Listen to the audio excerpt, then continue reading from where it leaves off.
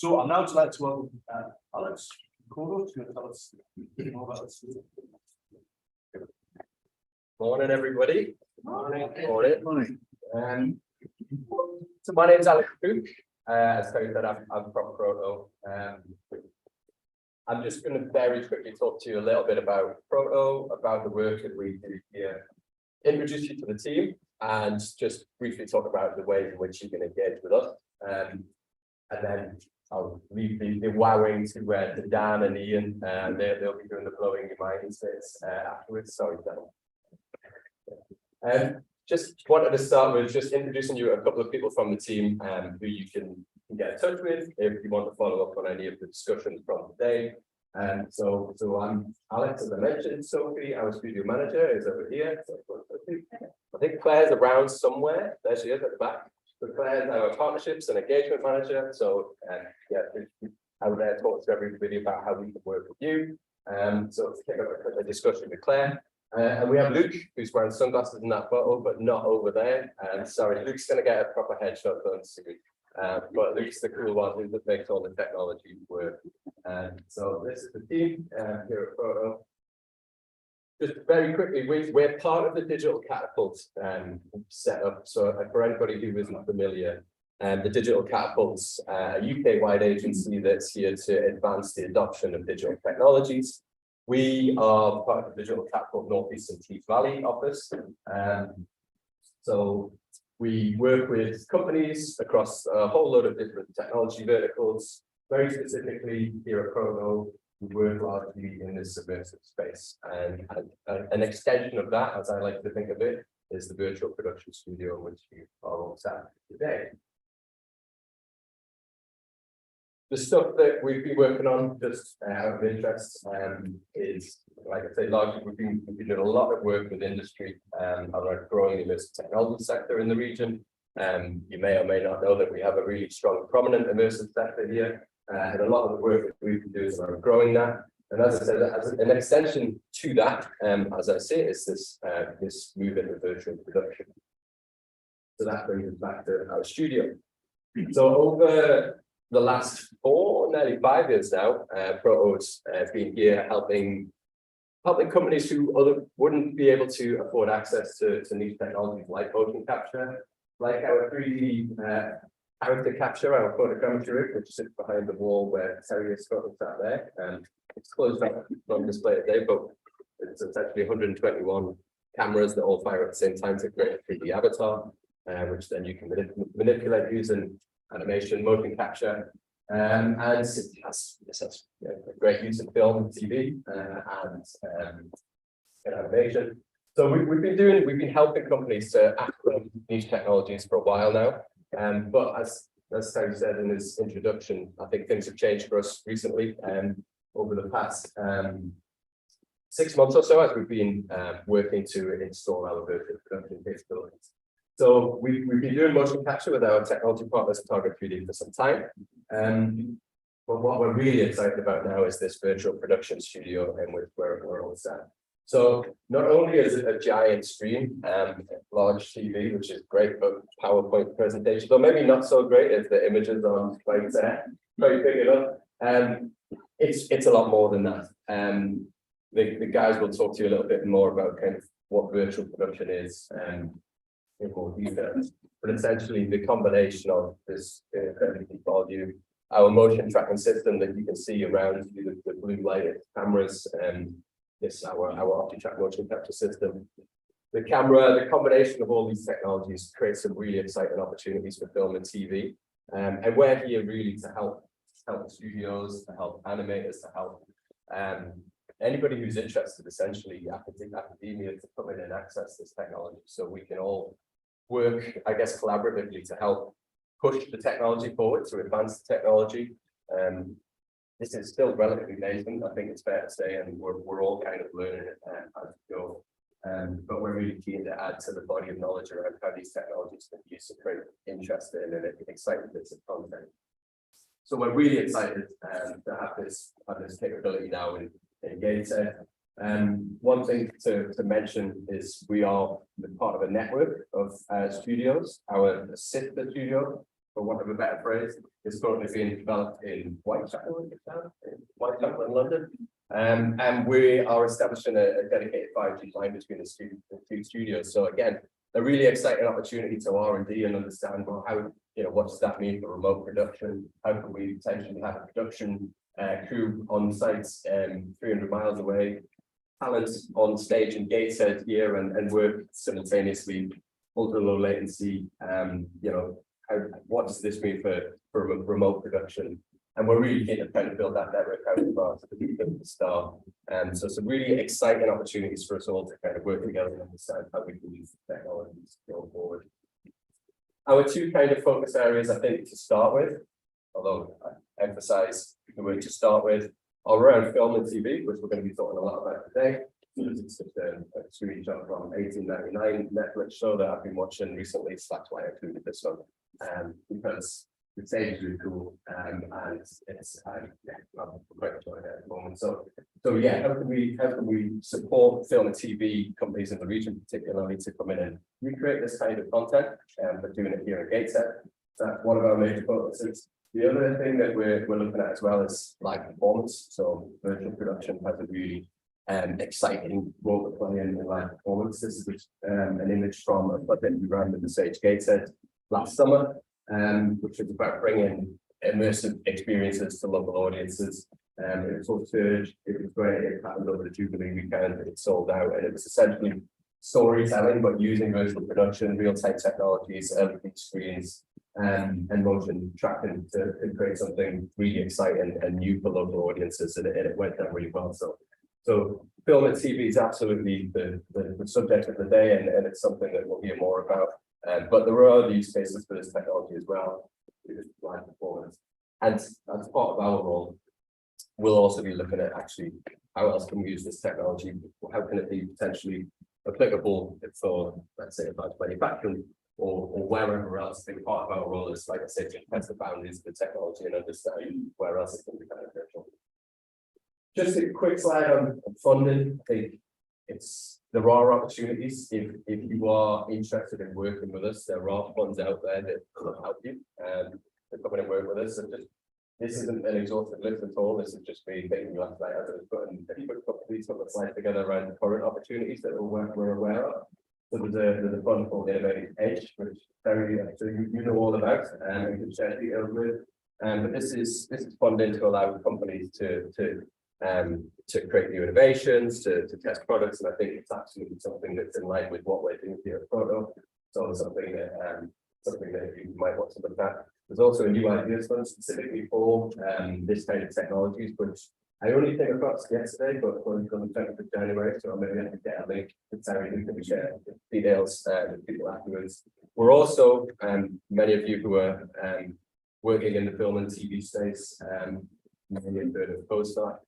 Alison and I are probably sick of the word CoStar. But we are with some big plans for the region. We're really keen to make sure that this is an AHRC fund, and we're really keen, Alison and I, to make sure that when the kind of dust settles on this fund that the Northeast is, we have one bid from the region, which we're both excited about, I'm sure. But essentially, this is about creating UK-wide infrastructure for advanced media production. So exactly the kind of stuff we're doing here. So we're really keen that the Northeast has a really prominent role to play in the future of the UK's advanced media production infrastructure. So these bids are live and ongoing. But I've put that there because I'm hopeful that down the line, this will mean that there's loads of opportunities for us all to work together on, like I say, testing the barriers and undertaking some really interesting R&D projects using this technology. The last slide I think for me is, if you want to get in touch, we're going to be running studio tours, so please organise them. So I think we're calling them walk around Wednesdays or Wednesday walk arounds. We're not sure. We might have a meeting about it to design. But these are really important decisions. But if you want to come in and have a little bit more of a detailed look at the tech, at the LED screen, understand more about the motion tracking system, then that's what that's for. We're also looking for partners, particularly across academia, around developing case studies. As I said, we're really keen that Proto here and in the Northeast, we're adding to the body of knowledge around what this technology is capable of. So we're looking at those case studies. Our funding came through Innovate UKRI. So a lot of our focus is around R&D. So the more R&D kind of projects we can bring forward from this, the better. So yeah, come and talk to us about that. And we will also be undertaking commercial work. If the studios that are interested to use it for commercial purposes. So get in touch. They're my details. I think there's a couple of my cards on the table as well, but I'm around if people want to catch me afterwards. But welcome back to Proto. It's great to have everybody here, and we're looking forward to hearing the talks. So thank you. Thanks a lot.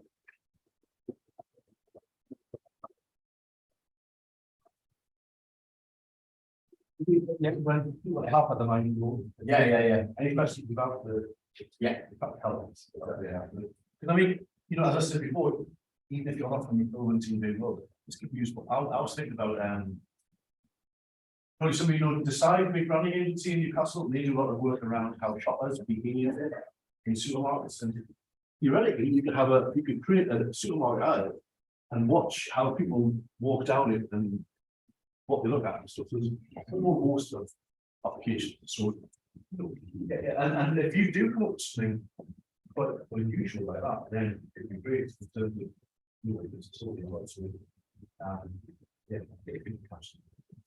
right, thanks Alex. I'd now like to introduce that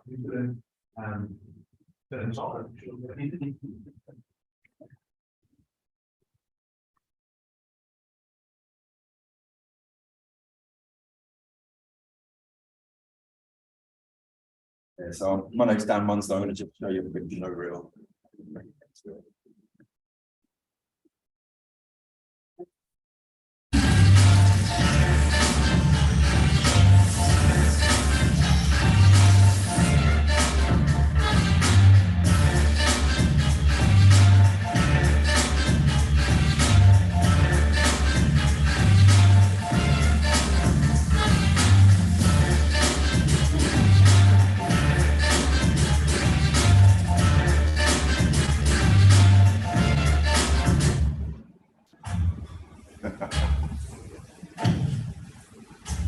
It's meant to do that, isn't it, Dan? It's like a new kind of trend that Right, who's up for humming? It's the visuals we're interested in. Yeah, to be honest, the music isn't right. But I'll talk over this then. So everything creative that you can see here, we can do in this kind of facility. I head up the studio team, Target 3D. We use motion capture techniques, virtual production techniques to create this kind of content. This is what the team was up to in 2022.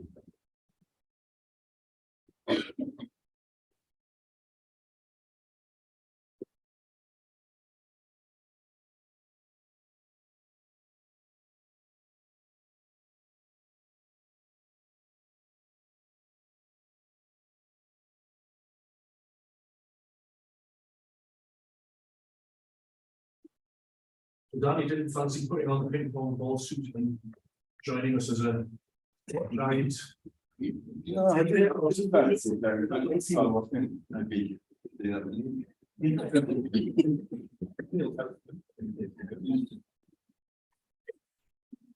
yeah, I'm executive producer, so I lead the team on these kind of projects. Again, I'm going to talk over. We created a virtual production test stage down and build this. The images are again test projects that we had. Just giving you an idea of the kind of projects that we could do in a space like this. It was crying out for cars and DVD that we shot with the National Film and Television School. They couldn't go to the Philippines to shoot it, so they brought a GP down to do it. Shot the plate backgrounds, enabled them just to create their end of year film, which is pretty cool. We saw a little cherry tree orchard in the background there. Again, we had a collaboration with the University of Surrey. They were really thinking about how can they start using these kind of technologies and bring them into curriculums. And we shot 3 test pieces with University of Surrey. Again, using sort of student ideas, writing scripts. They come down, they operate the cameras, they create soundtracks, and really it's about research and development of the sort of workflows and pipelines of virtual production. And really trying to just demystify those workflows really. But I'm going to talk a little bit about what is virtual productions. I'm going to give you a quick overview of this kind of new technology, and we'll see film using technology since the start, right? So seeing these two rear projector backgrounds. Then green screen technology came in, obviously putting out the background and mode on the plate. And then came the LED wall. This is a picture of the Imagination stage in down in London, where you can get various cars. It's almost a 360 environment, very high end, top end level. But everything we've got in this space, we can recreate the same assets. A lot of virtual production techniques came out of COVID, where people couldn't get out and set, they couldn't shoot the normal way. Trying to use ways of using LED screens that were primarily from the event background. So all the rock and roll screens that weren't being used, people started thinking, how can we repurpose those? How can we use them? This is an image from I'm not sure if you know this, Mandalorian. Some people might have seen it. So it's Matt background here. You can see that they're actually positing it on green screens. They're just using the background for shadows, bouncing off the helmet. So this is the actual view in the camera. As it comes down brown, you will have a parallax effect background, which if you're watching it at home, you think that that's actually a real landscape. So parallax effect, I'm not sure if you all know, but the easiest way to describe it is when you're on a train. It's very, very close, move very quickly. As they get further around, they move very slowly. And when we have a track camera this one here, with an environment from Unreal, cameras tracked and parallax the screen. And when we should have some coffee or afterwards, we can go through the technical team and actually show some environments with camera. But as Alex said on Walk Around Wednesdays, we'll be here on those days where you can come down, relaxed, take your time. Even if you've got Unreal assets or ideas that you want to try out quickly, we can do that. Again, you can see the cameras we've got here that are actually tracking the camera, the real camera. Same multi-track cameras that you can see on this one. So it's the same technology, just slightly smaller scale. Talk about sustainability, which is always an interesting one. I'm not an expert, but a lot of people talk about virtual production sustainability. You don't have to go to fly crews all around the world. You don't need to have power generators and all these things that are being looked into.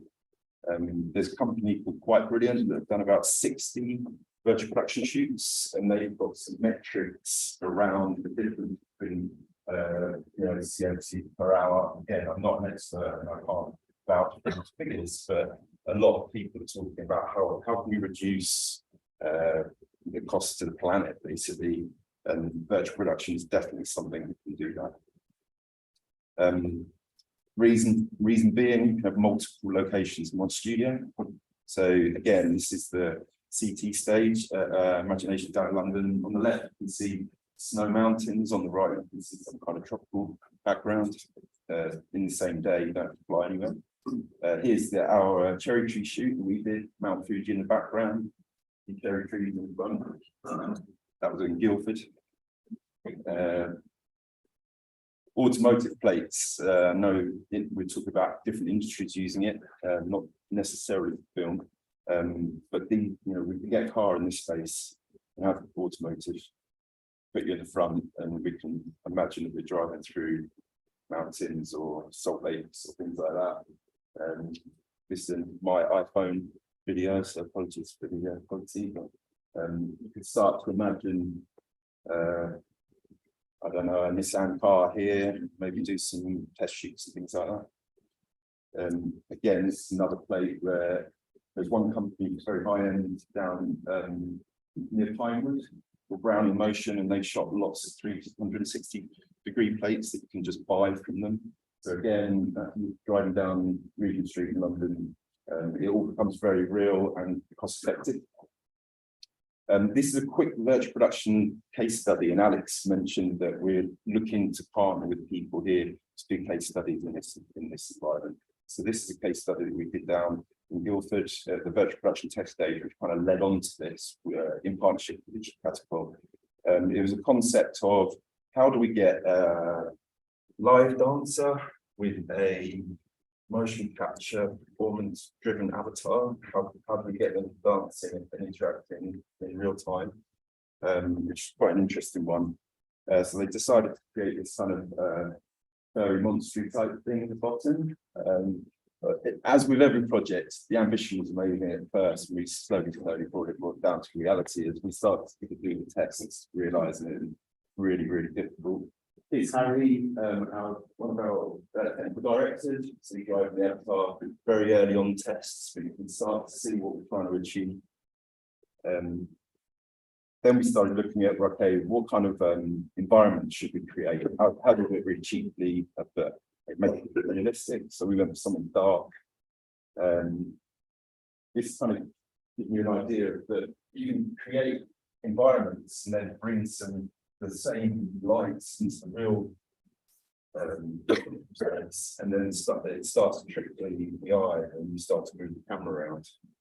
Again, with trees and shopping carts.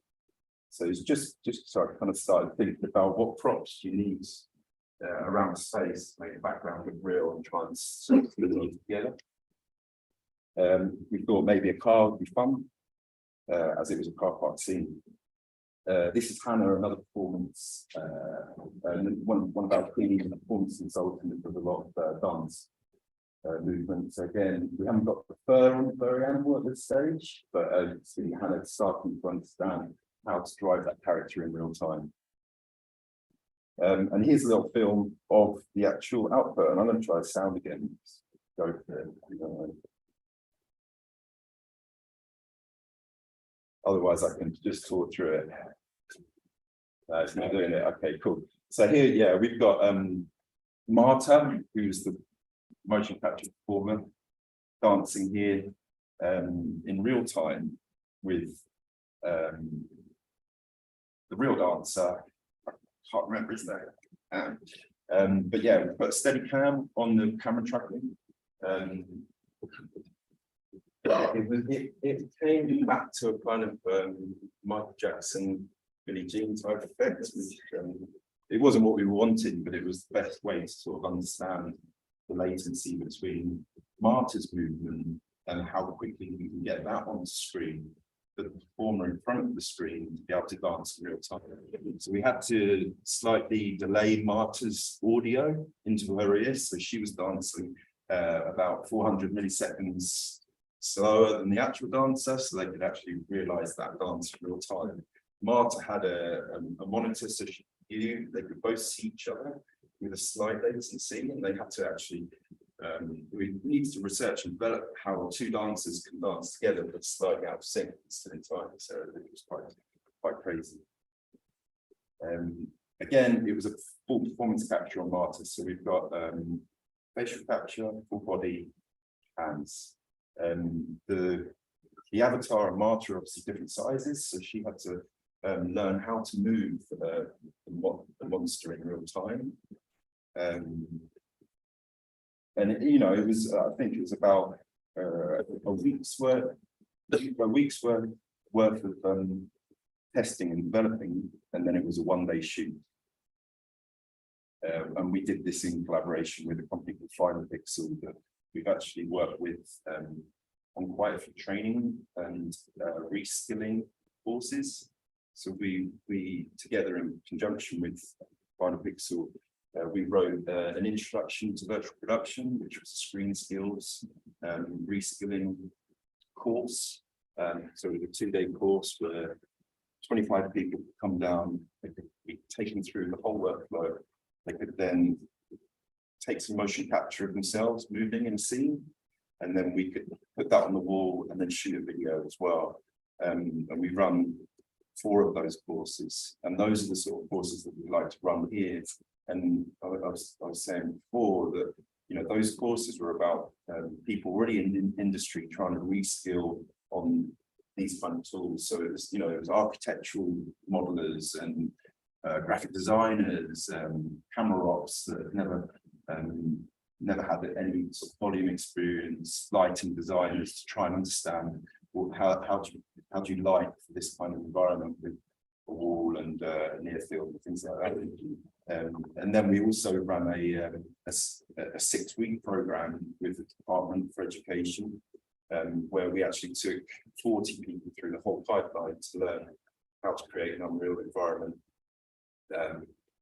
how to manipulate different assets in that environment, and then how to shoot a short film in a production volume. So that's about me. Sorry about the sound. It always happens, right? And we, as I said, on Wednesdays we're here to demystify, show people, come down. But got Harry here today at the back, who's sort of our virtual production technical director. And if you've got any questions on any of the work that we did, any of the camera settings or anything like that, you can do that coffee or on. Thank you very much. I'm now delighted to welcome Alison, who has been working in this field for, well, you can tell us how long, a few years. And No, leave that one. so we'd like you to go forward this. Great. Hi, everybody. I'm Alison. I run the regional screen agency, which is Northern Screen.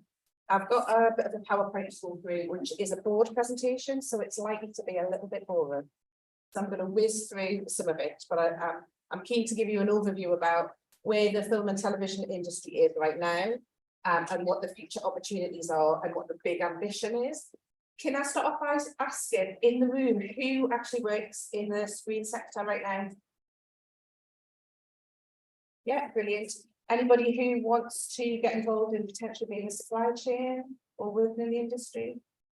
Brilliant. Okay, I'll put that in the context then. Okay, so there'll be 3 regional screen agencies. So the geographical patch we cover is the whole of the North East. So that's bottom of Redfern, Cleveland, right the way up to the Scottish borders. It covers 12 local authorities and 3 local authorities. And our primary role is to grow, develop the screen industry. And if you boil down everything I'm going to talk about today, it's about more spend in region and more jobs. A little bit about where the industry is in the region right now. So film and TV is in boom. It's a multi-billion-pound industry. And for the last decade, less than 1% has been made in the North East. 1%. That's not good. And what it really means is for the last decade, if you want to work in film and telly and sleep in your own bed, you would get a job on Vera and Underground. They're the 2 returning productions in the region. But other than that, you'd be freelance and you'd be travelling all over the UK. So what do we want to do? We want to attract more productions into the region so they can spend more, they stay longer, and they employ regional crews. We really want, the thing that motivates us more than anything else is we strongly believe that you should be able to work in the film and television industry and on world-class productions and sleep in one bed. We have been around for 20 years. We were formerly Northern Film and Media. And really for the last decade, it was a very, very tough environment. So not only was the industry small, the support for the sector was really, really small. But across the North East, have we got anybody in from a local authority? No. Yeah, which one? Best one. So for the last decade, creative industry wasn't very high up in terms of development for our local authorities and politicians. We're a region that is well known for subsea engineering, manufacturing, data, and more tech, but creative industry was often put into the cultural bag, so it's a nice thing to do. And our argument is it employs more people than manufacturing and engineering combined. And it's really great jobs, well-paid jobs, and contributes to the economy in such a significant way. So the region has started to engage with that, and we've seen some massive developments.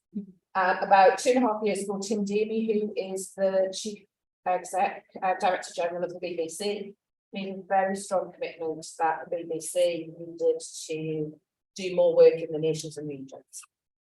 So they committed to spend more and to do more. So as you can imagine, as the agency who is responsible for championing the region, we jumped on that. So the BBC were in very, very quickly. Now it just so happens that we also knew BBC were up for charter renewal, and in terms of value for money for the licence fee in our region, it wasn't great. So fewer people in the North East watch the BBC than anywhere else in the UK. So it's no big surprise if you don't see yourself in the region on screen, you're not going to be as engaged. So the BBC were in really, really quickly and also really pushed the region to come together. So they wanted to work with the region as a whole. So for the very first time in our region, all 12 local authorities, 3 combined authorities are working together. So you might hear the word North East Green Industries Partnership. So that's a really interesting and new partnership across all of those local authorities who are all jointly funding the development of this sector. And they don't do that on any other industry. So it's really brave and it's really innovative. And the opportunity now for our sector, after we bumbled along at 1%, is really fantastic. But we've got some tough challenges ahead. So the main objective of the work I'm going to do to establish North East Green. So we've gone from Northern Field Region, which is a struggling small organisation, into an organisation that is fit for purpose to build the industry in the sector. We've established a production service. So that production service supports absolutely every single production that comes into the region. So whether it's a big drama, whether it's the Antiques Roadshow, whether it's a factual show in the region, or whether it's advertisers or photographers that happen in the region. Anything that comes into the region that may need creating locations, facility support, we support and make sure we get the best out of that opportunity. Biggie is for us a North East Production Fund. The production fund pays productions to come to your region. Other regions have one, Scotland has one, Wales has one, Yorkshire has one. And really what that does is it tries to get the big high-end stuff into the region. So it's not development money, it's probably 5 to 10% of your money. It comes with the caveat that you have to employ a certain proportion, at least 50% regional crew, and spend at least a certain proportion of money in the region, and create a number of training positions that can only be filled by North East people. So that will go live in March, and we hope to attract some big production. We had a pilot of that 12 years ago, when we give a little production called Vera 30,000 to do a pilot. That was 10 series ago, and multi-million pounds and thousands of euros. Objective 4, to develop skills and education service. So right now we've got about 450 regional crew who service in the industry. By 2027 we need 2,000. So that is massive. There's a national skill shortage. And what we need to do is we need to attract more people in at entry level to think about working in film and telly. And when I say film and telly, one of our challenges with colleges and unis is to get brilliant white young people coming out of that, but the only route is to be a director or a producer. Actually, the entry level pathways are much more nuanced than that. You're going to be a runner, you're going to have to be able to make a great cup of coffee and be on set at 6 o'clock in the morning. But also there are, think about the credit on any TV production or film production, 90% of the roles are creative roles. The tech roles, the craft roles, the supply chain roles. So we want to get more young people interested. We need to attract those people who work in film and telly and who've left the region to come home, because there will be a sustainable industry for them to come to. And we really want to look at adults who are crossing or who have got the potential to cross over in our sector. A couple of great examples of that. Ex-forces people do really well in location management. It's moving big stuff from one location to another. Travel agents work really well, and production officers, it's moving stuff. So there's really a complex and really niche opportunities there. And then the big one is we need to grow our Indigenous production companies in the region. So it's really hard to get a broadcast commission if you've never had a broadcast commission. It's almost chicken and egg scenario. So we're doing a lot of development work with our local companies who haven't had that opportunity in the past to get them there. And we're also attracting bigger, more established production companies to move to the northeast or open north south. So, I mean, a lot of this is stuff that I've talked about already. Yeah, North East Green, we're here, we've got an office in Sunderland, we've got an office in Hartlepool, but we cover the whole region. We're working at the minute with all of the local authorities, so every single local authority has signed a film and friendly charter. So that means they say yes to production. What's happening in the past or may have happened is we'll get a fantastic inquiry. Last few weeks wanted to close the swing bridge and be there for 6 weeks, and that would have brought millions into the region. I said no. So we can now overcome that now that we've got that relationship with the local authorities, and every single chief exec and every single leader in all 12 have signed a film and like that. So yes, it's going to have a big impact into the region. And what we also know is the tourism benefits of film and telly when you see your region. The biggest example I can give is Game of Thrones and how Game of Thrones transformed Northern Ireland. And so the production fund I talked about a little bit, that's a £4 million fund, and it's for the next 4 years. So watch the space and see how the production fund managed to get in. Yeah, so we're working with all of the colleges and universities, and we're doing lots of schemes and opportunities to find out about what the reality of working in film and telly is. We've got an event in North Shields next Thursday night, where you can just come along, hear from crew, find out what opportunities are there, and we'll be doing them right across the region. And then we'll also be doing some more step up and step across courses for existing crew. We've talked about that. I mean, what has happened in the past with the industry is we've had big productions coming into the region, filming for a short amount of time and then leaving. So we know we had Harrison Ford. At Bamborough Castle we had Pine at Alnwick Castle. We know those productions came in. And I'll give you an example. 1917 filmed the water scene. I don't know if many of you have seen that film. But all of the water accident was filmed at Tees Barrage. That took 6 weeks and they spent £4 million just in accommodation and facilities and everything else. So we want to have more infrastructure in the region so they can stay longer and spend. So this facility is absolutely phenomenal for my sector. The first thing any production will say to me is, have you got the crew and have you got the infrastructure support? But in the northeast, we haven't had studio space in the past, and this is a really big one. So we've got a Hartlepool studio opening in the next 2 months. That's just being tested out at the moment.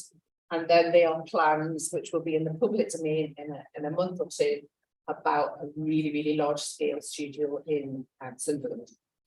So what we're going to see with production fund attracting people in, with the new facilities coming into the region, we're going to see more, hopefully, return on high-end drama and hopefully more American features. But actually the real stuff that we want is for regional companies to tell and make their own content. I don't know how many shows are coming in. It's a Covent Garden version of what the Northeast is. Well, actually, we want to be making our own content. One of the biggest shows we've been working on over the last 6 months is about to go live on BBC Two this month, and it's Robson Green's Weekend Getaways. So spot that one, have a look at that. That's really great. That's part of the work we've been doing. And we've also got a BBC, probably daytime. I'm not sure if that's going to be TX, but Vets Hospital, which is about a vet's practice in Durham. We've done lots so far. We had a comedy festival in Newcastle in May where we had 400 of the industry. Yeah, we've done shadowing papers, we've done training, and we've got all of these stuff done, but there's a lot left to do. Yeah, so any questions? I think we're round of applause for them.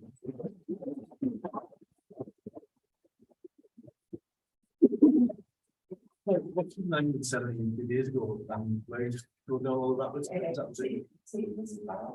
And I've actually got a call this afternoon with someone who's involved in that huge thing in Sunderland. I'm hoping they might be something to do about it.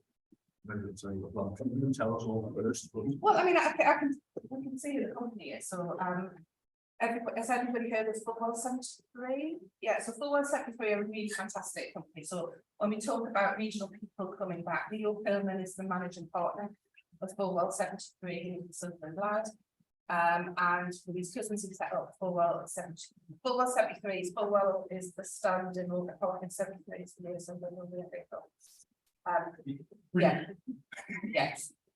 So they are one of the largest entertainment production companies internationally.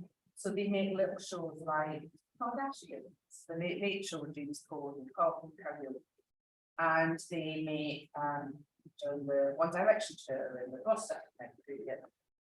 They are very, very successful in that entertainment world and are moving much more into feature and high-end drama, and that's the aspiration. And Leo's vision for a number of years is actually to come home, set up Fullwell North in Sunderland, and his team are developing ideas for what will be one of the biggest studios in the UK. More will come out in the press. I think it's supposed to be 20 years ago. Remember that. Yeah. That was me. Just wanted to ask, we're connected on LinkedIn, do you actually post the information that's the various things that are happening on LinkedIn? Because that's the best way that Yes. we need to find out. Yes, we do. So we've got a website, we've got LinkedIn, you can follow us on Facebook, Twitter, whatever social media, rocks your boat. We put a lot of information out there. Yeah. Just, I'm part of the camera team who works on brands and features. When you say one of the largest and biggest, I'm used to working at Manchester Space Studios, which is a good sound studio as well. So Yeah. you don't have to use them, not to worry about airplanes or any outside noise. Are we going to be building something at the same level as that? I don't necessarily mean size to begin with, because there's multiple stages there. Yeah.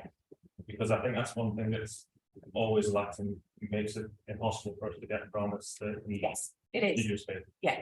So again, I'm not sure how much is in the public domain I'm allowed to talk about, but it's definitely going to be a minimum of the 3-phase development. The first phase open in the next couple of years. So it's on in terms of the standard of the sound stages, it's absolutely that standard minimum, and it is on a much bigger scale of that. Well, it's been in the journal, so I think it's probably in the public domain. So, Colleen Shipyard. But in a different. Is that a different one? Oh, well, in that case, right, well, I'm going to mention. Those of you who know that we are Colleen Shipyard, which is just a massive shed. There's plans to turn that into a gigantic water studio, essentially, because it's only full of water. And it's probably the size of the population. It's 20 football pitch. Really? Well, then you'll. So it's probably picking up on most things. It'll be the biggest tank in Europe if it is successful. So the consortium who are looking at Callier, which is separate into the Fullwell, they are probably a slightly earlier stage in terms of development and ready to go. But their aspiration within the Callier site. I mean, the reality is there's a massive studio shortage in the UK. There's more production than there is space. And Callier is really interesting because it's so massive. You couldn't build anything that big now without loads and loads of costs in it. Because it would be fast to build a place. So in terms of the consortium who are looking at Callier or from the region or have a connection to the region, but we're looking at that facility, and that's the biggest facility in Europe. It's too big. We years and years. But what it also means is that by 2027, we'll employ more people in this house, so there's a huge challenge in skill. And the biggest challenge is all of that is going to take time and then it's going to hit us like a rocket. So actually the next year is probably going to be tough in terms of production, especially around drama. So things take slightly longer and harder. Here we're doing a lot of daytime and fashion entertainment for short, which is quite exciting to me. Yeah. Also, this is a really quite interesting about what they do to help you.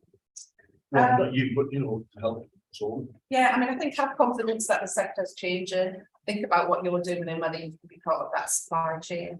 The reality is when a production comes here, we want them to spend as much money as they possibly can in the region. So we want to have post-production facilities, we want to have all of that post into effects.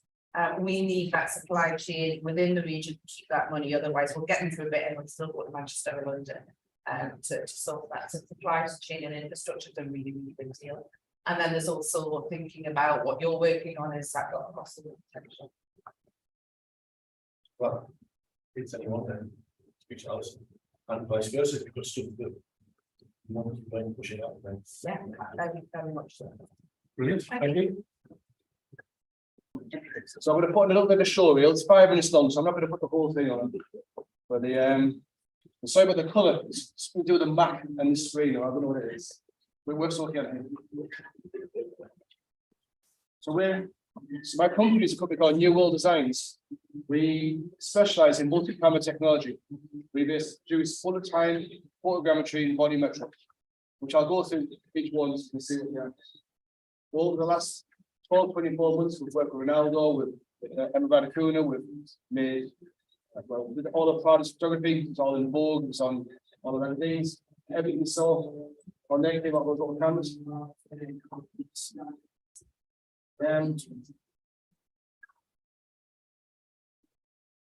Built Billie Eilish just a few months ago. With Apple Music.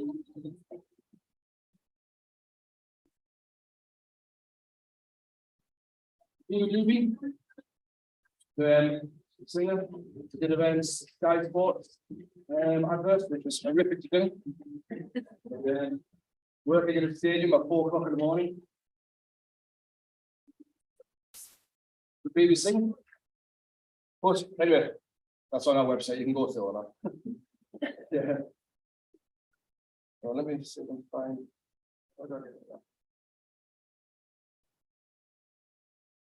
Right.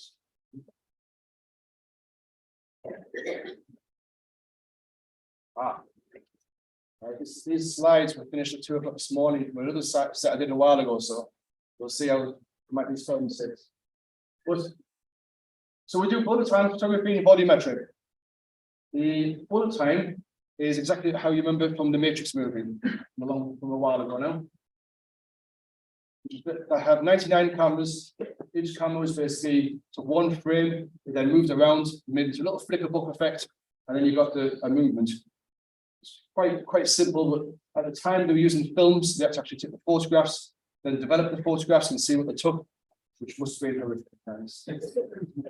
So we do some of the biggest bullet time rigs in the world. We've got the largest one in Europe for deafness, biggest definitely in the world. So we do the view, the Philips Sawfield. That's a huge big 14-meter diameter bullet time rig here. We also have a photogrammetry rig, which I'll talk about at the moment.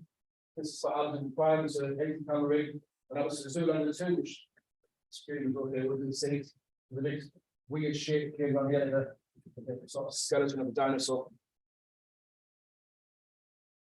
We make all our own tech, everything.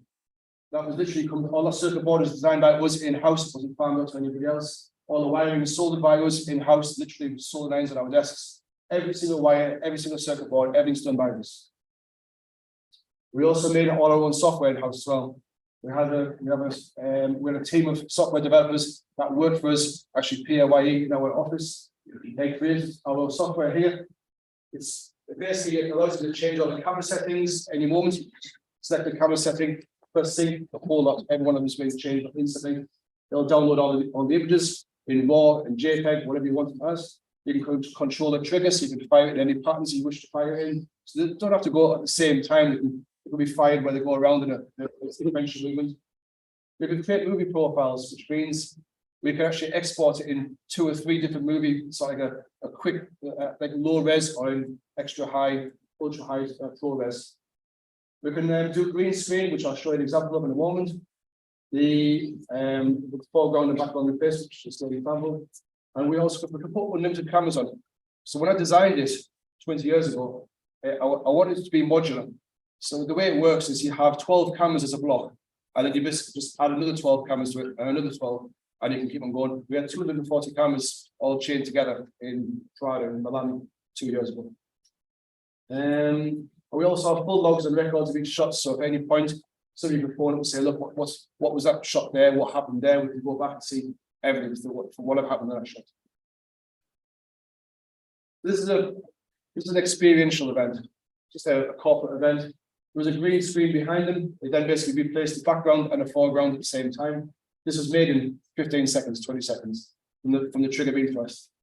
And then what would happen is basically the guests would come along, put their email address into a little tablet, and it gets sent to them instantly. I think within 30 seconds, 45 seconds. So basically we use it for light painting. So it's one of the things that you can do with this is light painting. If you have a lot of cameras, imagine one camera on a long exposure. If you move a light in front of it, you get a light trail of it. You've got 240 cameras all looking at it.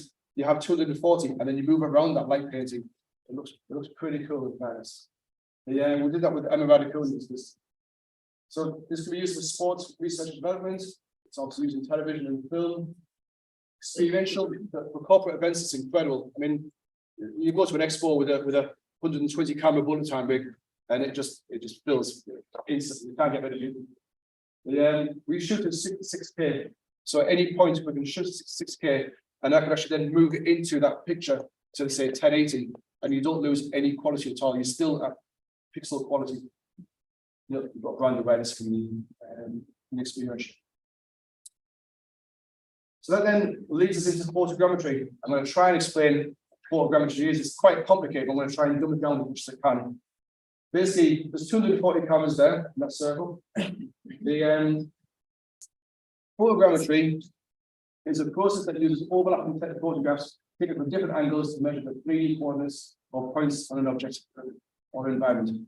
So what that means, if you have, let's say, 20 cameras up there looking at the floor down here, any mark on the floor at all, there's a little bit of orange tape here, this splashes on the floor here. Any mark on the floor can be seen by multiple cameras. In the software, it looks for those marks and finds the same mark in each one of the photographs. And then what it does is it triangulates them, exactly how GPS works out with satellites. It then works out exactly where that floor is. And not only will it see the texture, it will also then work out the depth on exactly where that floor is, down to the millimeter. It will work exactly. So what we do, I'll play this video. It's a video we created just for social media. So we have a lot of cameras. We all take a photograph. Millions and millions and millions of dots are found on the object. It then basically makes it into a mesh like chicken wire. We wrap it around the object. We then take that mesh and we clean it up. We make it a bit more sort of usable. Then makes something called a normal map, which I'll mention in a minute. And the texture map is just basically the colours on the surface. We then rig it, and the rigging means you put a skeleton inside. So that movement there is actually a still picture that's been moved by a skeleton being put inside of the object. You can then put that into a 3D software and make the lighting effect on it, however the environment was in the first place. So what you have there, but it's almost TV perfect. Those scans there. You see on my laptop, it's really good. We'll show you later. So basically, that can then be put into computer games, into VR, AR. And then put into a real film. If you're filming a real film, I could basically create this entire audience and put another 1,000 people at the back up there, put a gantry at the top up there, put another 1,000 people up there somewhere. And then 5,000 on Facebook. And then what you could get them all talking, get them all moving, and it'd be happening in real time, and you won't have to pay for the extras, you won't have to pay for anything else. So basically, what it's used for is it can be used for scanning an object, like for instance, a car or this room. You've got humans, you can scan just a head, the whole body. You have then the environments.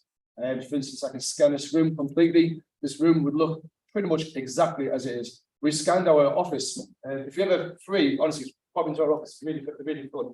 Basically, we have a VR headset, and as we scanned the entire office and made it an exact scale for scale of VR, you can walk around the office and touch the table. And as you're touching it, you're touching the real object, but you're seeing as it's scanned at the time. So you're walking around, and then Jackson is my 3D artist over there. Always decides to mess it up with your switch at 90 degrees, and you walk around the office and have no idea where you are. And it really baffles your head. It's really funny when you get people in it.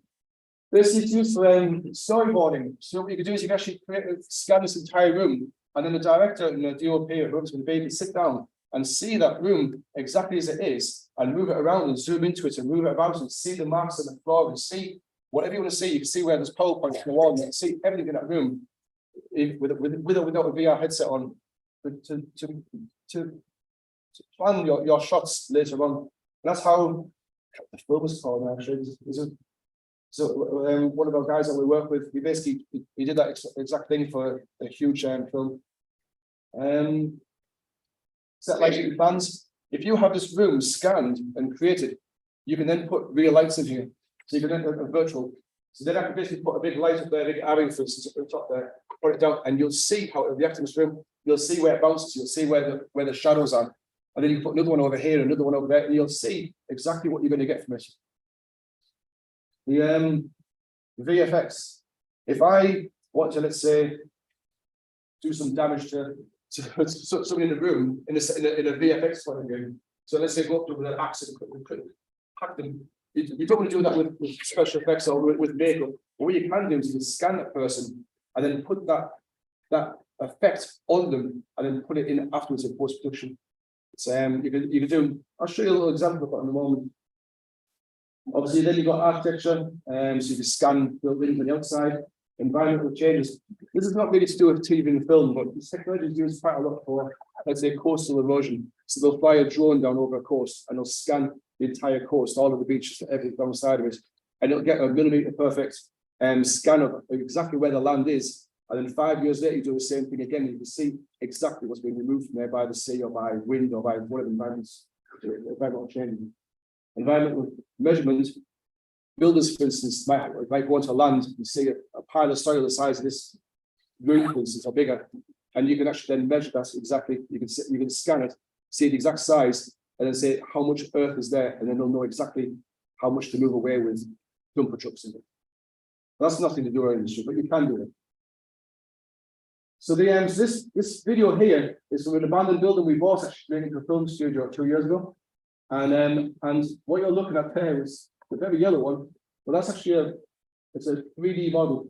We've scanned it inside completely, and on the right hand side is a clear model of it to show the 3D effect of it, and on the left hand side is the virtual reality side of it.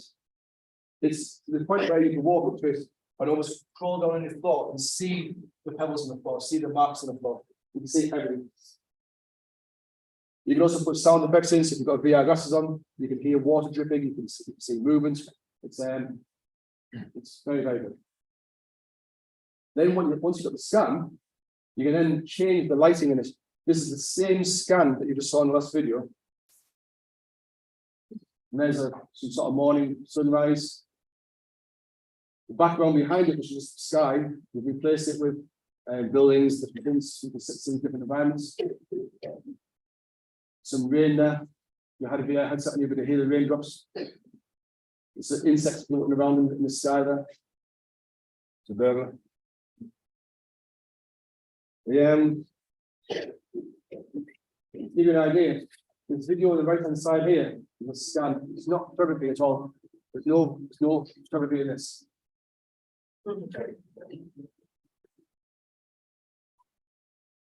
We've been grumpy. Run the level.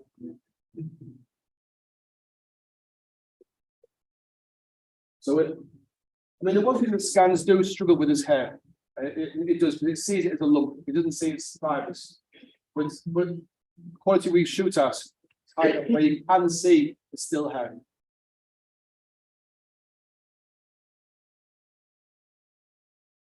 That's the actual scan that we saw a moment ago there, in the clear model, before the texture, before the materials put on. And then, it's Jackson at the back there. You can then basically do crazy stuff, whatever you want to do. Set them on fire.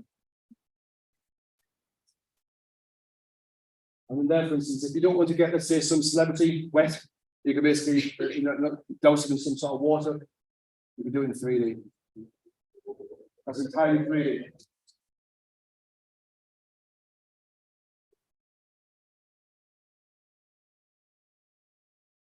And this one here is just a shoe. And this is just a trainer that we had in the office. And it's completely remade in 3D. It's been scanned, retopologized, which means that wire mesh has been cleaned up and made a lot better. The start of a 3.7 million chicken wire pieces, polygons. And then what we've done is we've actually basically decimated down as far as possible, so it's usable in the computer, because it's too much heavy for the computer. I mean, the computers we use are the complete. We actually, one's called the Beast. You know, I mean, the real monsters, and they're still struggling with it. That's completely 3D. Scan resolution. So when we actually create a human, we can actually then put inside of it a skeleton. So we can put inside of here a skeleton, which is often partly automated as well. It sort of tease it a bit, but it's partly automated. And what it does is it allows you to use these motion tracking cameras inside of here, for instance. If you've got somebody with the motion tracking data on them, you can then leave, let's say, the same elbow piece, that elbow piece here, and send the wrist, that piece there, and set it going. And that movement, as I'm walking around now with my hands, that would do exactly the same. And that's just a still picture, but it would then start moving and moving around. But that was 3 years ago. We've now moved on to something called volumetric capture. Volumetric capture is the same as photogrammetry, but it moves. It's actually a moving video. So the big problem with volumetric is you need quite a special set of cameras that the high top end studio cameras can do this, but you know, they're £100,000 each. So there is actually a set of cameras that's a bit lower down now, a Genlock. What Genlock means is inside of a camera, let's say you're shooting at 30 frames per second, it means you've got a clock inside the camera beating at 30 frames per second. And every time there's a beat, a blip, it basically makes a frame. If you basically have a bank of cameras spread across this room and they're all firing, if they're not firing at the exact same time when they start up, then what happens is basically if I move fast with my arm, then the arm of one frame will be here, and another camera in the same frame will be there. And then the software gets extremely confused what's going on. So basically, so that slide there is slightly out. The frames aren't aligned up. So what we have is with a set of cameras, which is called Genlocking, which allows you to sync every one of them. So you've got one camera that gives up the beat, all the rest of them just wait for that beat. As soon as it beeps, the rest of them fire instantly. This happens 120 times a second for our cameras. And this is what we end up with. We've got a bullet time, only got a camera on the place. And this was done actually not far away from Target 3D's head office, actually. This is a sample we made. A lot of our work that we do has got an NDA signed on it. In fairness, other people take the glory. So, this is the equivalent of it. That's a 3D model of Jackson's head. He's put marks on his face just for the sample, just because it's easier for the software to detect where each part of his head is, which part of the surface. What that means is later on, you can then basically put that, you can relight it and do anything with it. This is a very early test that we did. But you can see how the light comes down and the shade out, it actually then bounces off its nose and makes the shadow of the leaves. It's a true likeness of how the shadows would be. So this is something that we did for Guy Fawkes in the Tower of London with Tom Kelvin. And we've got a slightly different version actually on my laptop as well. Well, that's basically, that's designed where you're sat in a boat and you sit down in a rowing boat at one end and he's telling you how we're going to escape from the Tower of London. And you're going down the Thames. And then when you're sat there looking at him, it's as close as Alison is for me in that moment now. So basically, with volumetric, you also have automatic motion capture. So these cameras aren't really needed anymore. What you would basically have is you'd have a, as I'm moving around, you'd basically know where my wrist is, know where my elbow is. So then it would put those points in there. At some point in the future, if I wanted to, if my arm wants to be there instead of here, you can push the arm over and it would bend over and move over to that point. You can also rewrite the model to fit any scene, the same as how you saw the derelict land, the same thing. If I dropped in there a volumetrically created person, they would match and fit into that environment because the light that bounces off the walls, off the tires, off the floor would hit that person in the correct way, so they'd be relit. You can record multiple actors in different locations and then add them together in a new environment, I like as you wish.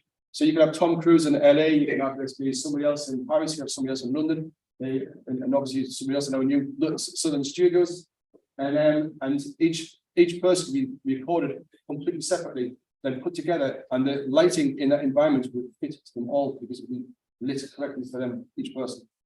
In the same way as I said, if you had Ari head up there looking down, each person would get hit by the light in the correct position. We record the scene, and months later or years later, you can dress position the cameras and lights and props, etc. in post-production. You can literally make a bar fight, and you can basically record a load of cameras in a bar. Every has a bar fight, it's about snatch or what stop spin. And then 6 months later, or 12 months later, you can then go back to that, and then the director will say, right, put a camera there, put lights there, put this there, and you can actually position the cameras later on because you've got the full 3D environment. So you put the camera wherever you want. And we filmed, for instance, the cube, like I mentioned before, and the cube's got they're called BTs, the body people in it with the white suits on, and they've got a mirrored helmet. So one of the problems they have is how do you film with a mirrored helmet without seeing the camera? So we actually made a part of it was actually photogrammetry, where you can actually the camera goes right up to them and comes back away again, so you don't see the camera. Use photogrammetry and volumetric to storyboard the set, design the lighting before entering the studio. That's pretty much what I was saying before. If you record the entire environment in 3D, you can storyboard everything. You know, the director can sit in a pub, sit down at a table and say, right, where should we put all these guys? And you can set the whole thing up and then set it all correctly, and then send that to the lighting guys. And when the lighting guys get there, and anybody's in film and TV, you'll know yourself that the longest part of everything is waiting for people to actually decide to do something or what's going to happen. It just takes forever. You're trying to wait for the lighting guys and who's going to put the electric in, what's going to happen. But if you've got that plan worked out exactly before you get there, they know when walking through that door. They've never been in the building before. Walking through the door, they recognise the place, they've seen it, they've had a VR headset and they've looked around and seen where the light's going to be. That leads on to the next bit, which is already out. So we're just trying to Yeah, I know. I'm going to try and be as non-negative as I possibly can in this, but I'll be honest, it's not the best industry at all. So basically what we do is with hundreds of cameras, well literally hundreds of cameras, and we basically put them all over. The more cameras we have, the higher detail, the better resolution we get off the person, because there's more markers on them, more just better, better view. NVIDIA, 2 years ago, 2.5 years ago, decided to try and make you unemployed. They basically took 4 photographs and using AI, it guessed where the other cameras are. That's just 4 photos, which is quite terrifying in fact. So basically, that's just 4 photographs. I mean, the way that we work with things is you have lots of cameras around. So like behind my ear, for instance, or like up my nose or wherever it's going to be, where the camera wants to be, you need to have a camera seeing that because it needs to see those parts of the map. It knows. So the software's been trained with thousands of millions of different pictures of humans, so it knows roughly where that gap is between my ear and my head, what's behind there, what's there. So even if it's a shadow not seen by the cameras, it'll do it for you. It knows what's behind the head. It knows when the camera moves around, when the camera comes around into view, what was there before and what's behind the human body. There's quite a big thing at the moment about AI generated images, which is these are all generated by AI. In the sense you just type into it. I'm sure probably half the room knows, but the people that don't, you literally go online and you just type in our speaker system. I made that one myself. A speaker system made out of black materials, and it created that. And it just literally churns it out. But the post, what you've got.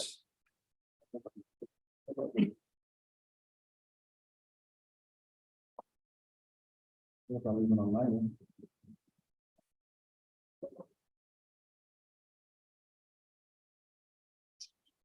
Just 2 seconds.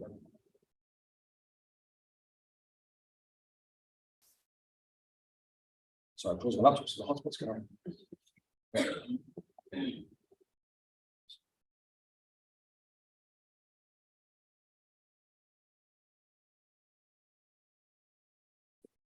So.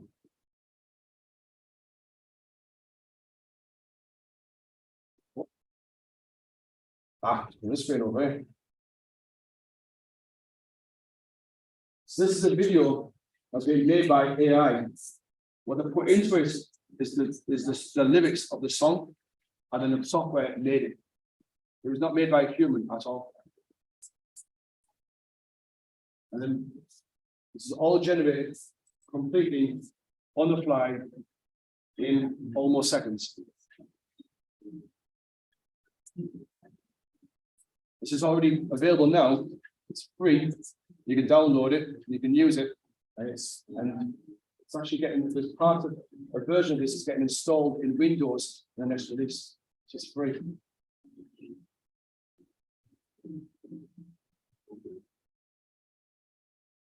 And so I'm trying to be as optimistic as I can. Okay. So look. Wrong slide.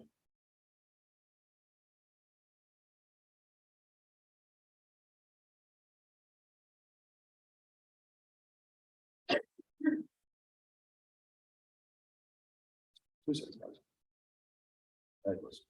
Right.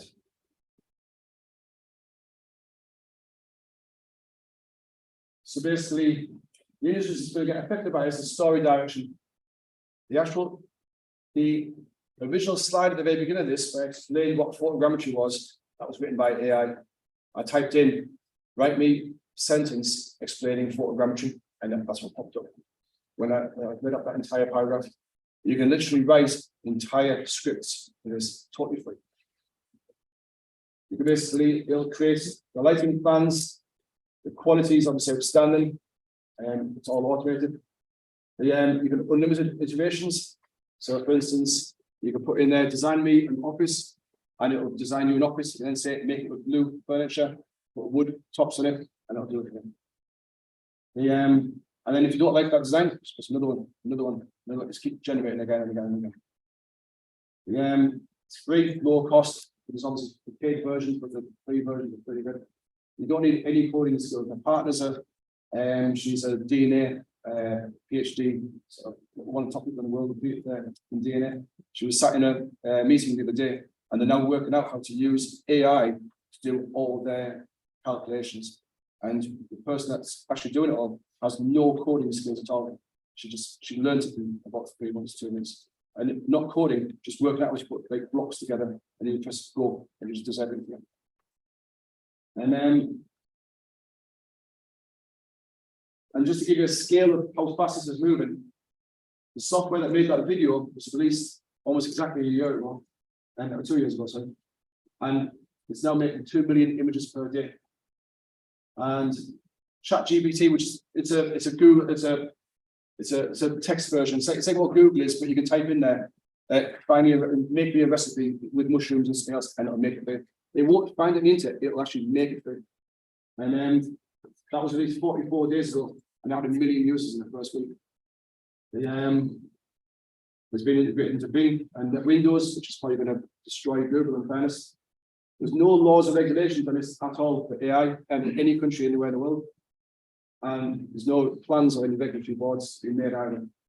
And all industries will be affected. I mean, lawyers will be gone. There's a benefit.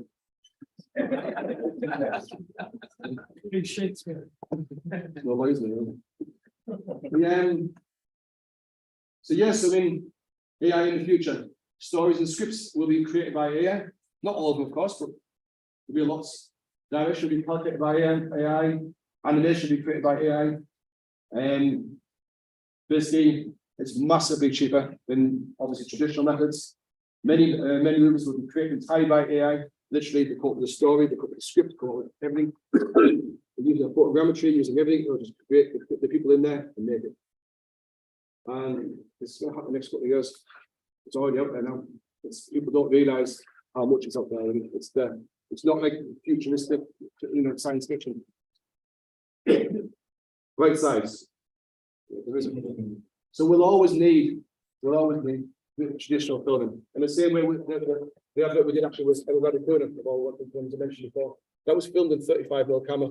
Because the director wanted the traditional, nice effect of the grain of the film. Truthfully, nobody in the set could tell, but it was filmed in 35mm. And people said the digital cameras will never take over film, and it did. It was 18 months. It was crazy how fast digital cameras came in and took over the 35mm. And they will open up film and TV production to people who didn't have access to equipment. That's the same as now. I mean, photography used to be to people like David Beatty that could afford to buy all the equipment and afford to take thousands of photographs and then produce it and process them and see the results. But now you can do it on your phone. So now it's given the genuinely creative people the access to the tools to show their creativity. Where before, some of them people might never ever pick up a camera because they just couldn't afford to pick up a camera. But now you can actually produce a TV production in a computer, and you are actually creating it. You are actually doing things with it, but it'll be done by people with limited knowledge and limited skills of the TV production side of it, but making the creativity side of it. So it may open up quite another avenue. And it's a Luddite course. So the people that basically try to go against machines getting made in factories. Obviously, no matter how much the Luddites protest against it, even today, we look back, we know fine well it would never have changed. It's going to come forward. And I don't want to end that on a negative course. I didn't. When I spent hours trying to work out how do I say this without being negative, and I can't think of a way of doing it, because it is going to massively affect this industry, enormously. And but hopefully it might change in a different direction. But at the moment, right now, you can create almost everything in AI. And then, but thank you very much.